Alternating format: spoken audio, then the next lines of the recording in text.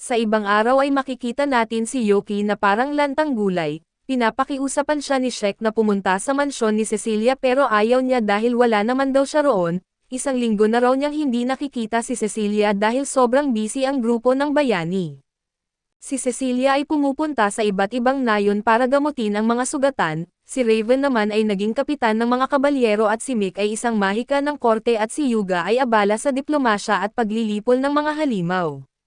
Dahil dito ay pakiramdam ni Yuki ay hiwa-hiwalay ang grupo at wala ng oras para mag-usap, at iniisip niyang kasalanan niya rin ito at sa sobrang pagkabagot niya, umupo sa kanya si Shek at sinabi niya na kasama lang daw niya si Yuki dahil si Duke ay na-recruit na ni Raven. Maya-maya ay pumasok si Happy para mag-iwan ng mensahe mula kay Cecilia. Sabi niya mamayang hapon ay uuwi raw si Cecilia at natuwa si Yuki dahil sa wakas maibibigay na niya ang kwintas. Habang hinihintay ang hapon ay naglibot muna si Yuki sa lungsod. May isang manghuhula na nagsabi sa kanya na malas daw ang araw na iyon, pero binaliwala niya dahil makikita naman niya ang mahal niya para kay Yuki ay walang mas magandang araw kaysa roon. Pumunta siya sa isang tindahan ngunit ibang tao ang nagtitinda at isang matipuno na lalaki pala ito, kapatid ng suking tindera at siya ang pumalit ngayon at bumili si Yuki ng mga pagkain para gawing pasalubong. Pero aksidente na naipit ang mga ito sa dibdib ng tindero. Tumakbo si Yuki sa gulat at nakita niyang wasak na ang binili niya, kahit na masarap pa rin naman at di pa roon natapos ang malas niya at may nabangga siyang isa pang matipuno na lalaki, muntik pang makatapak sa dumi at doon na niya naisip na baka nga malas ang araw na iyon. Maya-maya ay may batang tumakbo at nabangga siya, nalaglag ang inihaing tusok at umiyak ang bata at pinapakalma ni Yuki ang bata at binilhan pa ng 2 kapalit, sabay sabing mag-ingat sa susunod. Pagkatapos nito ay nabangga naman siya ng isang magnanakaw, napansin ni Yuki na ninanakawan siya ng pera kaya't hinabol niya ito at tumalon at sinipa ang magnanakaw at nang makuha niya ang bag niya, dumating naman si Yuga na inakala siyang kriminal. Sinubukan ni Yuki magpaliwanag pero inatake agad siya ni Yuga at naiwasan man ni Yuki ang mga atake. Napunit naman ang kanyang bag at habang sinusubukan niyang tumakas ay hinaharangan siya ng mga gwardya. Dumating si Yuga at sinabihan siyang sumuko kaya't wala nang nagawa si Yuki kundi magpaaresto. Sa kulungan ay sobrang lungkot ni Yuki hanggang sa marinig niya ang pamilyar na boses na nagtatanong kung namiss ba niya ang pagkakakulong. Si Duke pala iyon at sinabi ni Duke na iniimbestigahan na ni Raven ang nangyari at pinakiusapan siyang maghintay lang. Medyo gumagaan din naman ang pakiramdam ni Yuki. Idinagdag rin ni Duke na dahil siya ay nasa ilalim na ni Raven ay dapat daw kapitan na ang itawag sa kanya. Pero para kay Duke si Yuki pa rin ang tanging kapitan niya at maya-maya, dumating ang isang babaeng gwardya na nagngangalang Irene na isang elfa. Sinabihan niya si Duke na bumalik na sa pagsasanay dahil galit na galit ang bise-kapitan sa pagkawala niya, pero sinabi ni Duke na ibigay na lang ang susi dahil ayon kay Kapitan Raven ay walang ginawang masama si Yuki, at ibinigay ni Irene ang susi at sinabi rin na gustong humingi ng tawad ng bayani kay Yuki. Nagtaka si Yuki kung ano ang balak nito. Pagkatapos ay nakita si Yuki na nakikipagkita kina Raven at Yuga at si Yuga, na gaya ng dati ay nagyaya ng handaan bilang paghingi ng tawad at pagkatapos kumain, inabot ni Yuga kay Yuki ang mga papel na puno ng nakasulat na mga paumanhin na pinapagawa raw sa kanya ni Raven. Tinanong ni Yuga kung si Yuki ba ang lalaking kasama ni Cecilia noong isang araw at kinumpirma ito ni Yuki. Tinanong naman ni Yuga kung ano ang relasyon niya kay Cecilia at sinabi ni Yuki na magkaibigan lang sila na ikinagaan ng loob ni Yuga, dahil dito ay humingi si Yuga ng payo kung paano mas mapapalapit kay Cecilia. Nainis si Yuki sa loob-loob niya dahil kalaban niya si Yuga sa pag-ibig, pero pinigilan niya ang sarili at sinabi na hindi niya maitutulong iyon dahil hindi naman daw niya lubos na kilala si Cecilia, mas mabuting magtanong sa iba at iminungkahi ni Raven si Mika na. Hindi naniwala si Yuga dahil sa tingin niya ay galit si Mika na kay Cecilia. Nagulat si Yuki at tinanong kung sinabi ba iyon ni Mika na at binanggit ni Yuga na hindi pero sigurado siya dahil minsan ay sinubukan daw iwan ni Mika na si Cecilia sa isang laban, buti na lang at walang nangyaring masama pero para kay Yuga ay napakalupit ng ginawa nito.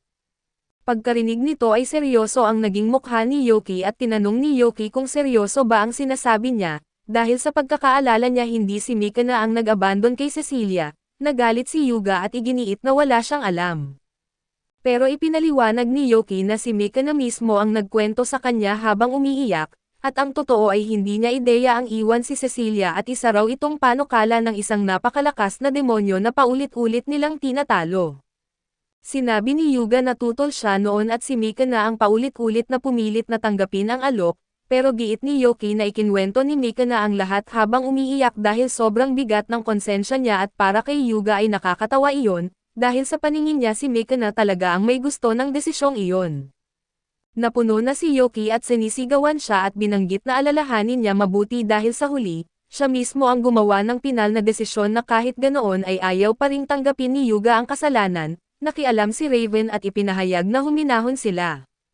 Pero hinarap ni Yoki si Yuga at binanggit na tigilan na niya ang pagsisi sa mga kasama niya at harapin ang sariling kasalanan bilang isang bayani. Sa mga salitang iyon ay biglang umiyak si Yuga at agad namang humingi ng tawad si Yoki.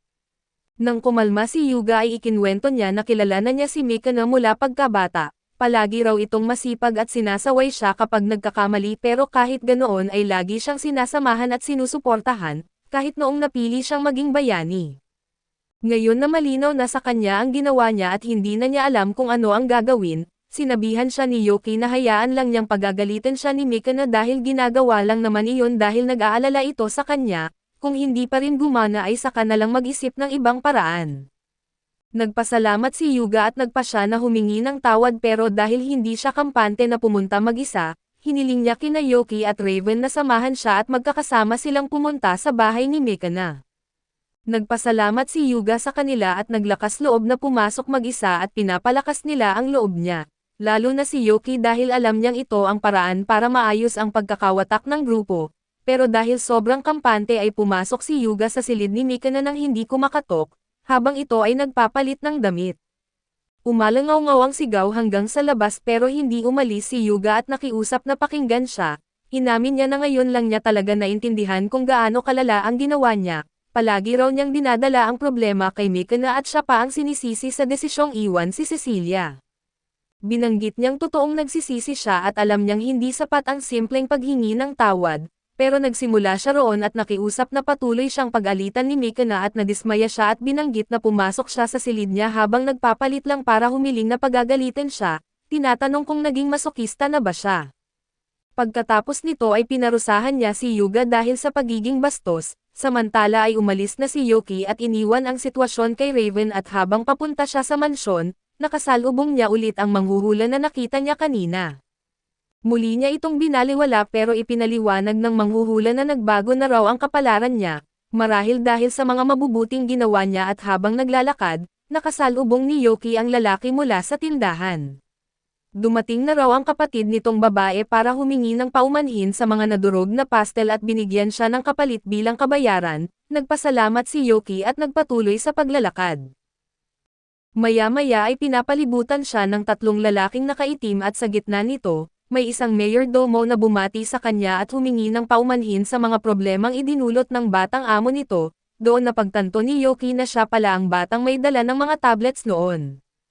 Ipinaliwanag ng mayordomo na nakatakas ang batang amo nila at bilang paghingi ng paumanhin ay binigyan niya si Yoki ng regalo.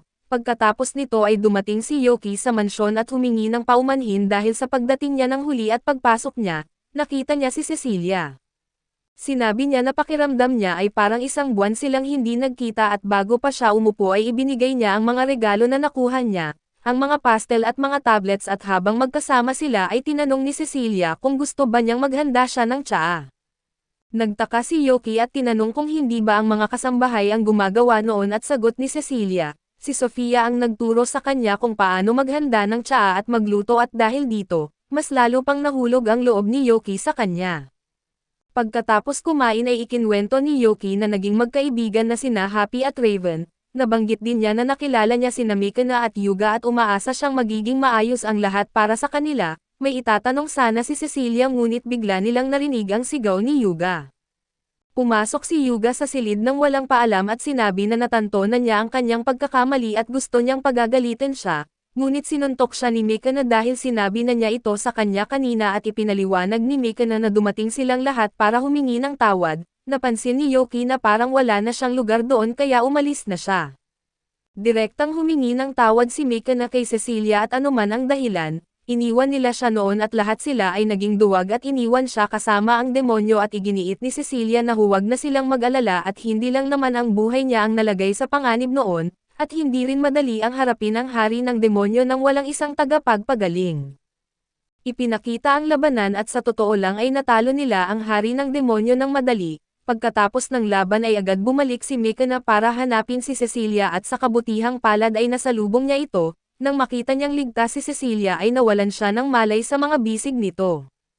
Kinilala ni Cecilia ang pagsisikap ni Mikana na bumalik para hanapin siya. Naiintindihan din niya na wala silang ibang pagpipilian noon kaya't wala siyang masamang ginawa at magkahawak kamay silang dalawa. Nagpasalamat si Mikana at humingi rin ng tawad ang iba kahit si Raven ay ginawa iyon sa sarili niyang paraan. Nang makita ni Yoki na nagkaayos na silang lahat ay natuwa siya at kinahapunan. Makikitang naglalakad-lakad ang magkasintahan at nagpasalamat si Cecilia kay Yoki sa pagbibigay ng payo sa kanyang mga kaibigan at sa pagtulong na linawin ang hindi pagkakaunawaan. Sagot ni Yoki ay ginawa niya iyon dahil pakiramdam niya ay naging alanganin ang samahan nila dahil sa kanya. Muli ay nagpasalamat si Cecilia at sinabing masaya na siya ngayon at hindi lang iyon, maayos na rin ang relasyon niya sa kanyang pamilya at mga kaibigan at unti-unti na siyang nakaangkop sa mundong iyon. Sinamantala ni Yoki ang sandali at ibinigay ang kanyang regalo. Binuksan ni Cecilia ang regalo at nakita niyang isa itong kwintas at sinabi ni Yoki na iyon ang parehong nakita nila noong araw na magkasama silang lumabas. Hiniling niyang tanggapin ito at tinanggap naman ni Cecilia at nangakong iingatan ito at dahil dito, napaiyak si Yoki sa tuwa at nagpasalamat. Medyo nagulat si Cecilia pero hindi niya maiwasang isipin kung gaano kasigla ang mundo niya simula nang makilala niya si Yoki. Sa ibang eksena ay makikita ang isang nayon na nilulusob ng mga bandido. Itinaas ng lider ng mga ito ang kanyang espada laban sa pinuno ng nayon at hinihingi ang lahat ng mahahalagang gamit. Sumunod ang pinuno at nakiusap na huwag saktan ang sinuman at tumawa lang ang bandido at nang papatayin na sana ang pinuno. Bigla siyang pinaslang mula sa likuran ng isang batang eskrimador at nagngit-ngit ang mga kasamahan ng bandido at umatake sa misteryosong binata. Ngunit isa-isa niya silang pinapabagsak gamit ang tatlong simpleng hiwa ng espada at pagkatapos nito, sinabi niyang sobrang bored na siya.